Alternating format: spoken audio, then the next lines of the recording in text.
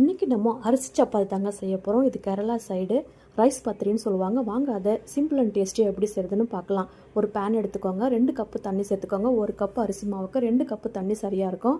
இப்போ அது தேவையான அளவுக்கு உப்பு, தேங்காய் எண்ணெய் 1 ஸ்பூன் சேர்த்து நல்லா தண்ணி கொதித்து வந்த பிறகு 1 கப்பு அரிசி மாவு சேர்த்து நல்லா கைவிடாமல் கிளறிக்கோங்க. இது கொஞ்ச நேரத்தில் வெந்து வந்துடும்.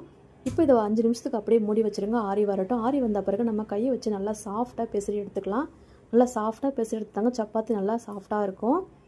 பாருங்கள், நல்லா சாஃப்டாக பிசறி எடுத்தாச்சு. இப்போ நம்ம கொஞ்சம் கொஞ்சமாக மாவு எடுத்துகிட்டு கொஞ்சமாக மாவு தெளித்து சப்பாத்தி மாதிரி தேய்ச்சி எடுத்துக்கோங்க. ரவுண்ட் ஷேப்புக்கு நான் இந்த மாதிரி டிஃபன் பாக்ஸ் வச்சு செய்து எடுத்துக்கிறேன். பாருங்கள், அருமையான சப்பாத்தி ரெடி பண்ணியாச்சு. இப்போ தவாவில் சேர்த்துட்டு 2 பக்கமும் நல்லா வேக வச்சு எடுத்துக்கலாம். நான் இன்றைக்கி எண்ணெய் சேர்க்க போகிறதில்ல, உங்களுக்கு விருப்பப்பட்டால் எண்ணெய் சேர்த்துக்கோங்க.